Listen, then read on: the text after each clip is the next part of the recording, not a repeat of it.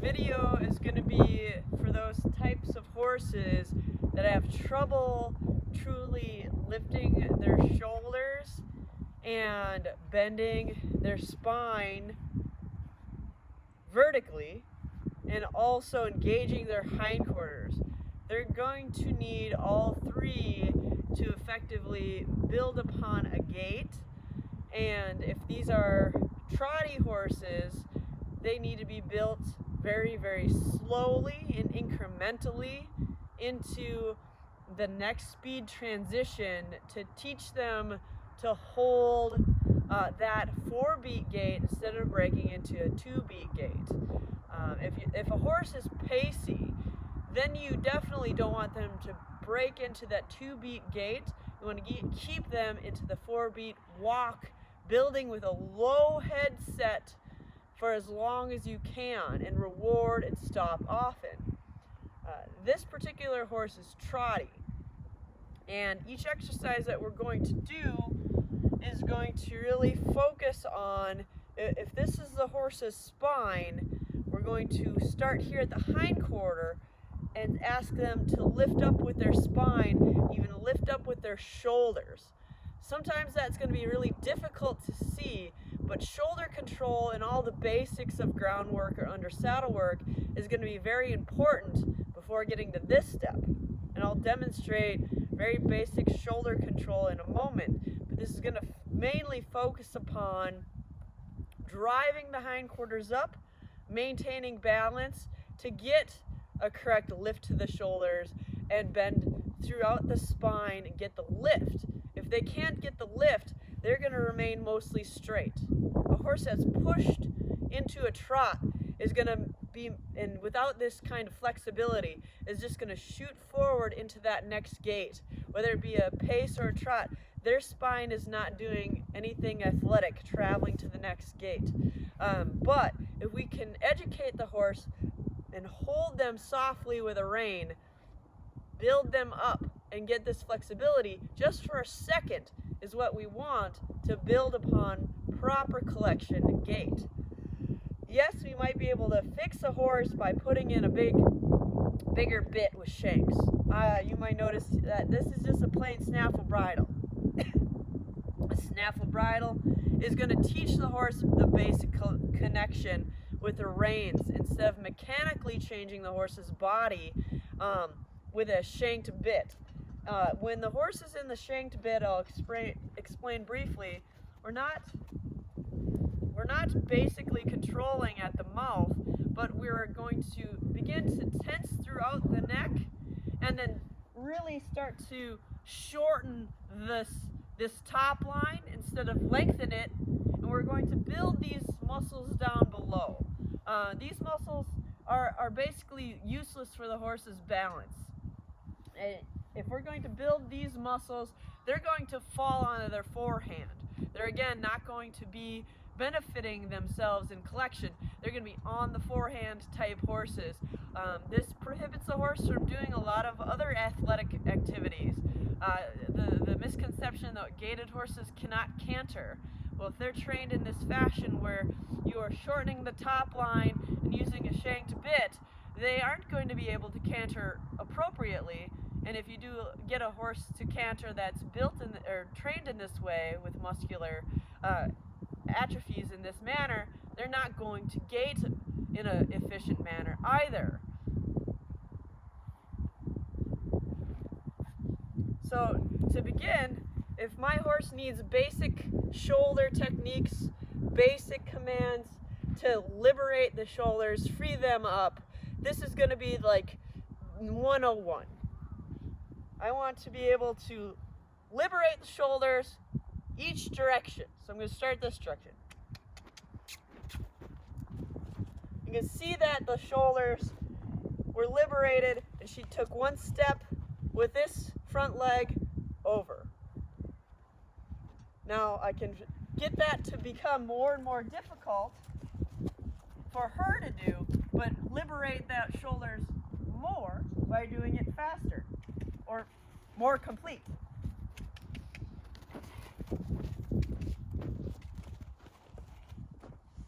You might have noticed this horse wanted to go too much or too forward. In that case, I need to become mobile with my feet and get in front of this horse's eye. I don't want to just take a hold of her face. That's going to build upon the problem of bracing in the bridle or bracing in the mouth. What I want to do is show this horse that she can free up without holding onto her face.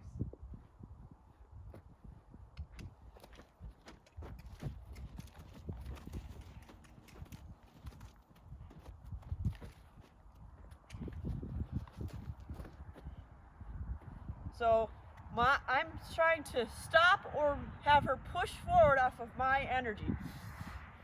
Push her forward, push her to the side, forward and to the side in this manner.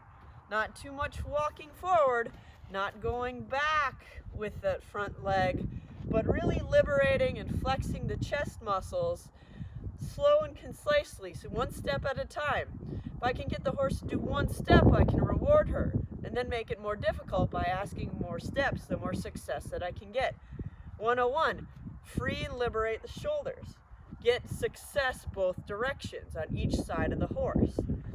Next, this horse has to know some other basic commands. She has to know how to short lunge around me. She also needs to know how to bend each side. So this horse does know to give nice and soft to a soft feel. More on soft feel in another video, but there's soft feel. So a little bit on short lunging. Can't concentrate on just doing lunging all alone and not having the shoulder exercise or a hindquarters exercise. You do have to focus on the other body parts.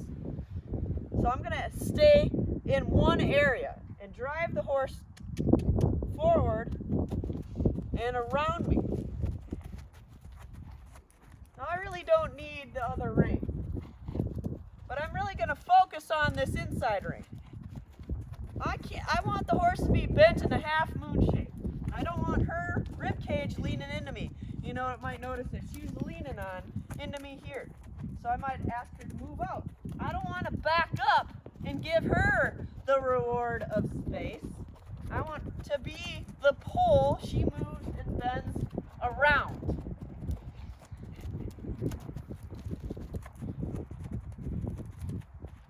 I like working on various small circles. She's going to learn to bend herself around me as the pole.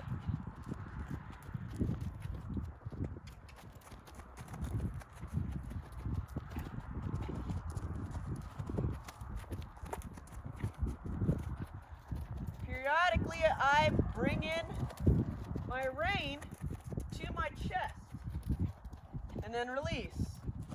Chest and release.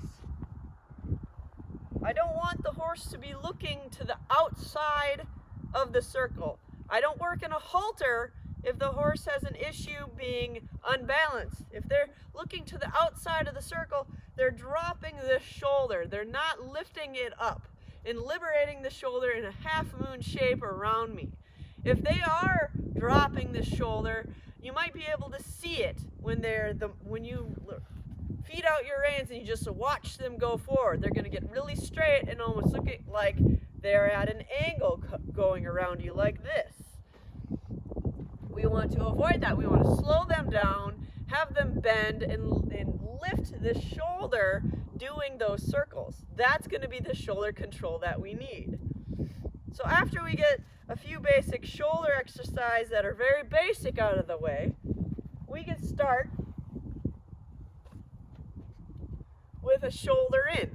This is going to start really focusing on lifting that shoulder, bending the head, and getting the hindquarter to travel on a larger circle than the shoulder. I'm going to grab a hold of the bridle right close to the bit. And I'm going to go ahead with my crop and ask for the hindquarter.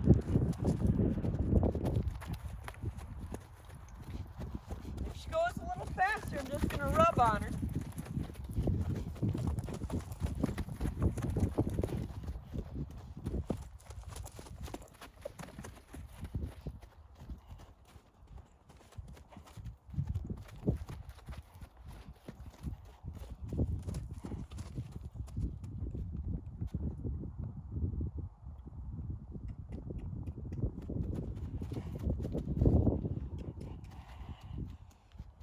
way that I solved the too fast problem was I just let those feet kind of find their own relaxation. But I never let her go too fast and too far out there.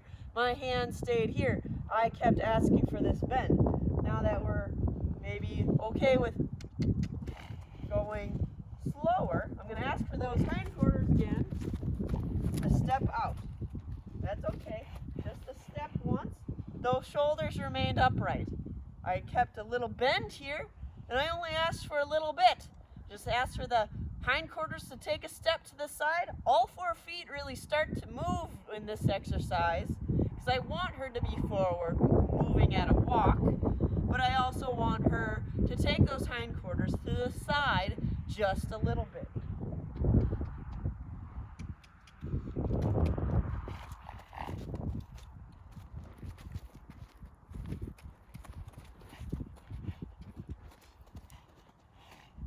Okay, so she's probably doing what a lot of other horses would do, is she's going to now lay her shoulders into me because she doesn't know how to properly lift them moving forward. So I have to really focus on these shoulders and not giving into her push, because that's going to tell her that that's an okay choice to make. I have to really push her away from me. I have to get her to lift just a little bit, and I might have to ask her a little bit more with my crop. And I could ask her here in the shoulder or in the hindquarter.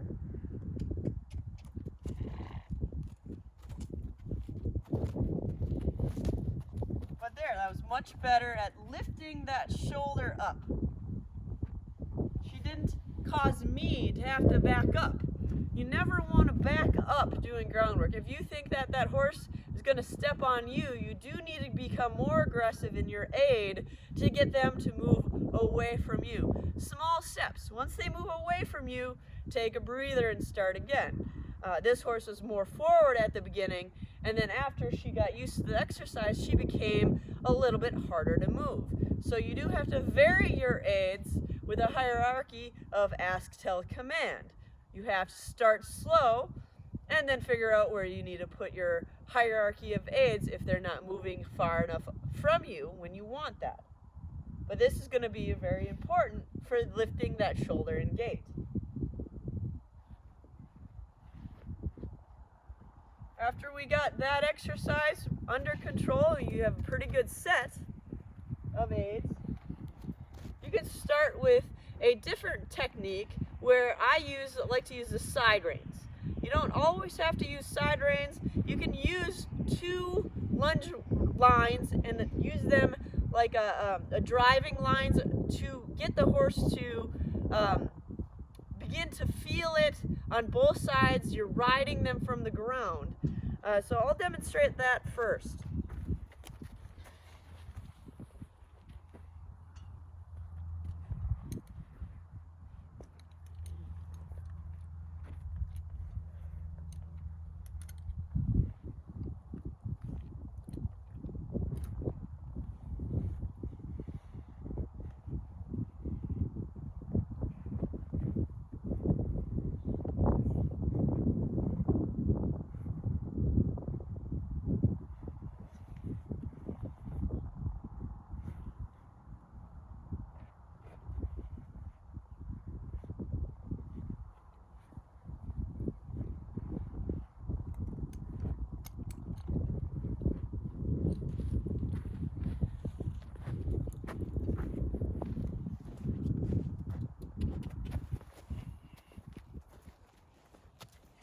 So what you're seeing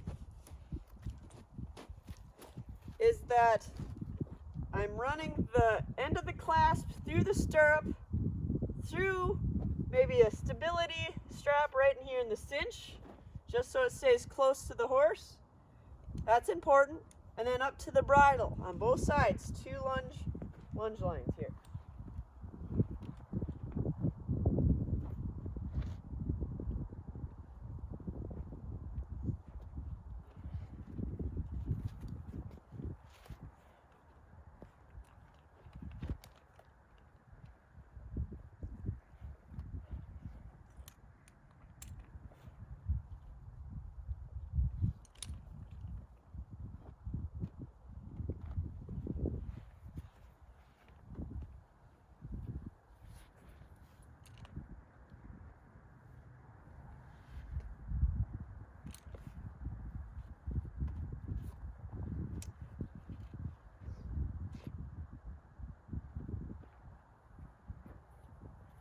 So if you can see what I'm doing, I'm having this line run behind the horse's rump on the off side. So she might not be used to it at first.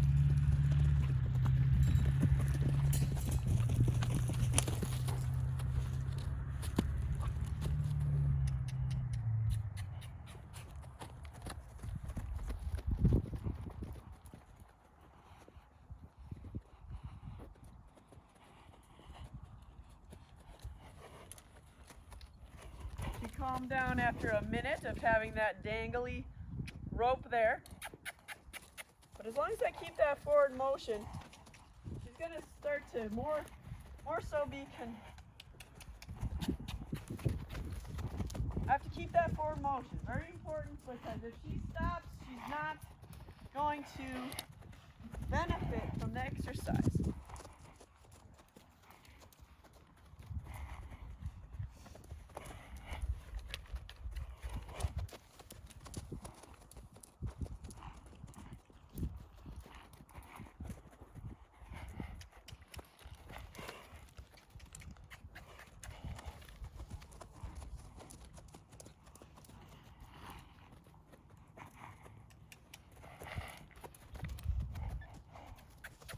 One thing I have to be sure of is the bend on the inside rein. My outside rein here really does help the horse's hindquarters collect. So they feel that on the outside. So the more I work a circle with a rope on that haunch, and I'm teaching them about using the reins, I can help the horse really engage this hindquarters going forward. This is just one basic exercise, and then when I'm ready, I can switch direction.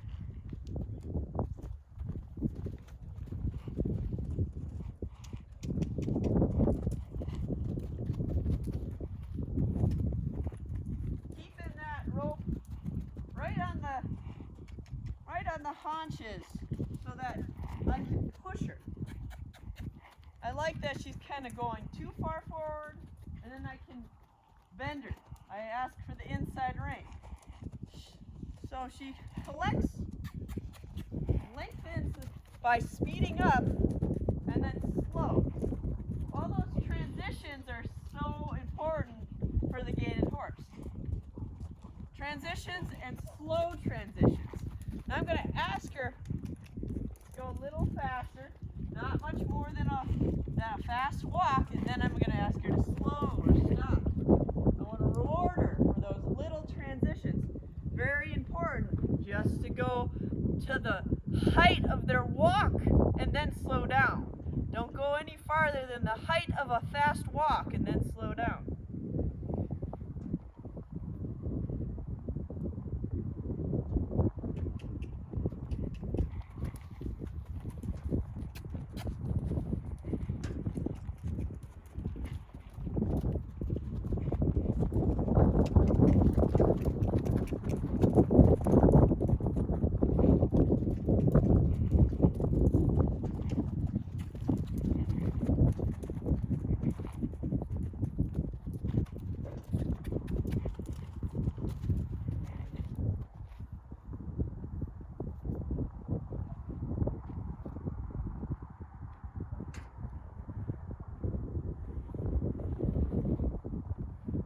So that's about a good start. This horse had never had that done to her before. So it's a good start to get them going, slowing down, stopping with two driving reins on them with a Western saddle.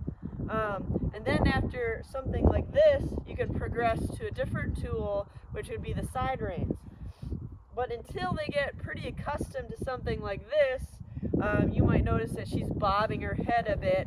I kind of ignore that and then progress with this exercise every single day until they start to really just give to those releases. It's going to be so important to ask for the bend, release, kind of let them go a little bit, and then ask for some more bend and release. It's going to take some coordination with the long lines, but eventually you'll get some good practice doing this every day.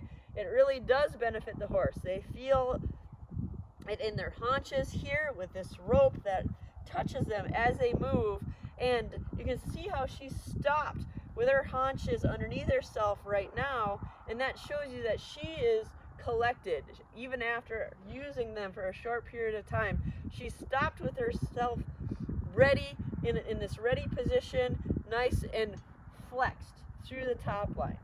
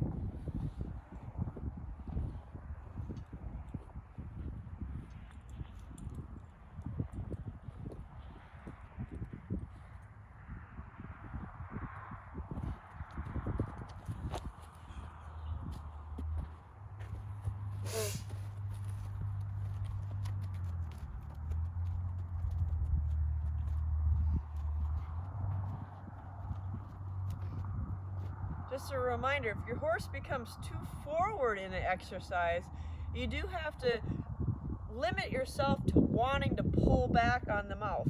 That just braces their top line and doesn't allow the horse to do what we want, which is lengthen that top line and lower the head to relax. When we start jamming into the horse's mouth, they raise their head and they start getting on adrenaline. So each time that your horse is going too far forward and maybe they shot off into a trot, I want to rewrite your mind to think, okay, not 2 reins back, but maybe 1 rein out into your hip. What we're going to be talking about is the 1 rein stop.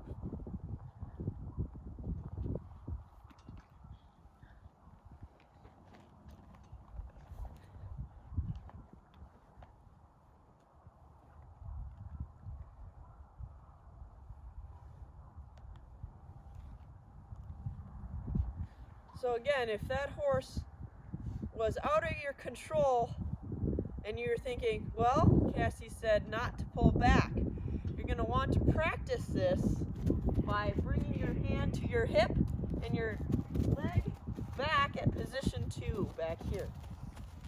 And you're going to want to practice and limber your horse up to do the 1 rein stop periodically. This horse isn't as flexible as she could be. There we go. We're getting a nice leg there and then reward. So each time that she took a step, you notice my hand came forward and my leg came off. Each time this horse flexed, I gave her a little break, a little release. In order to keep the horse soft and supple, each time they give to you, you got to program your head to loosen your rein. Give them a little break, a little release. Each time that they give a little bit, you release. So she fought me there, I just held it, and then when she gave, I let go. Once the horse gets real good at liberating up the hindquarters in this 1 rein stop, or disengaging the hindquarters, if we get real good at that, we can start to do a better shoulder in. So now the horse has to be able to do a shoulder in like we did on the ground. But my hand does something different. My inside hand doesn't come to my hip anymore. It comes up to my outside shoulder. This inside hand does this line. This is the line that it follows up to the outside shoulder. But I'm not going to come along and touch the outside shoulder. It's shorten up. I slide down and then That's how it looks. Slide down, come up to the outside shoulder. And now what my leg will be doing is the same thing as the one rein stop. It comes back at position 2. But I also have to start forward. I have to start in a nice circle first. So here's my nice circle. My leg comes in at 2, leg first. So there's a nice, tiny little shoulder in. I'll let my horse stop a moment to reward. So I'm going to move forward, ask for forwardness. Leg comes back at 2, about a millisecond before my hand comes in. Timing up leg, hand. If she bobs her nose at me, I'm just gonna stick with it. If I don't feel her move her hindquarters over, I might have to bump her. I might have to ask for more. Or I carry a crop with me. My crop comes in at her haunch to ask for that haunch more clearly.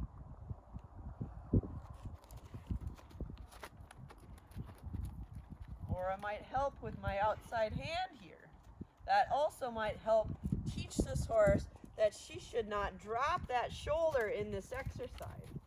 So again, my inside hand comes to the outside shoulder, and my outside hand might come open.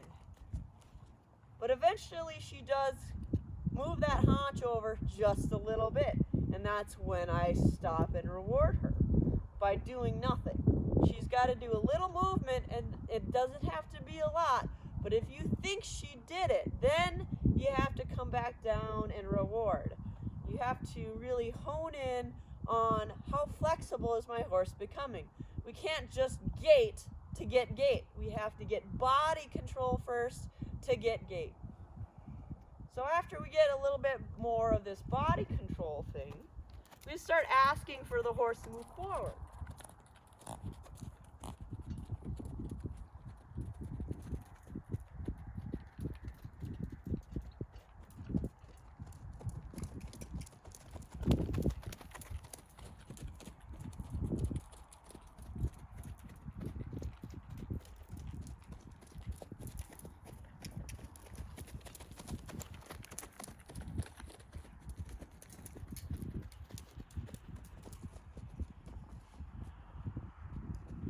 What I tried to show was a horse that wasn't doing, I wasn't doing much as a rider to help this horse maintain her balance. And what I need to be doing is start to help this horse maintain her balance while moving up to the next gait. So part of that is going to be my leg has to come in at position 2 to hold her up and to keep forward momentum. My inside rein has to come in to help keep her shoulder up, keep her in position. That's going to be the gait rein. And if I need to, I'm going to not allow her to move to the center of the circle, but I'm going to move my hand out on the circle.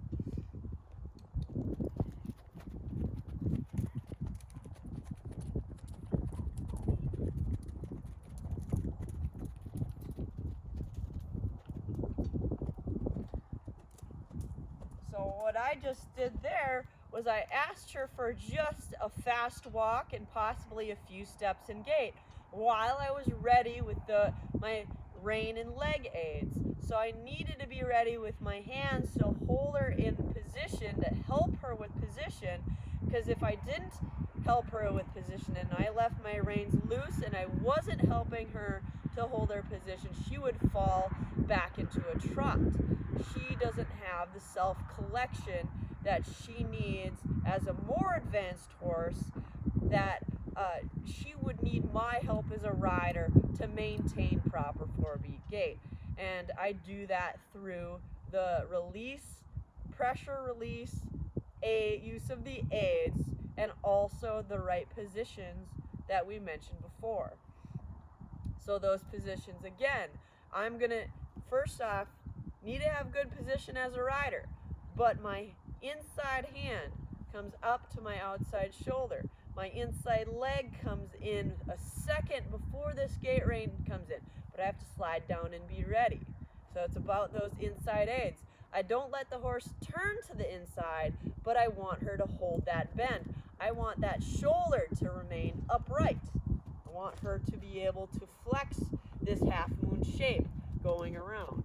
If that horse travels to the inside, I might need to bring my outside rein open or my outside leg open. Opening those reins opens the door, and it helps that horse remain on the outside of your circle and not spiral to the inside. Again, if you're having trouble with these aids at a gait, don't try to use them at a gait. We have to get stable position as a rider first at a walk, and you have videotapes of yourself. Is your shoulder up? Are you collapsing on the inside trying to use your aids? First, we have to stabilize ourselves with that inside body parts before we start to use our inside aids. I like to brace my weight on the outside stirrup, and then that frees up my inside leg and inside hand to operate more smoothly. And if your eyes are down, you're never going to get your horse in a proper position, because your eyes send the horse where your energy is going, right into the ground. So that if your eyes are in the dirt, your horse is always going to be on the forehand. You're never going to be able to lift your horse up by looking up. That's where your eyes need to be, is up at the horizon instead.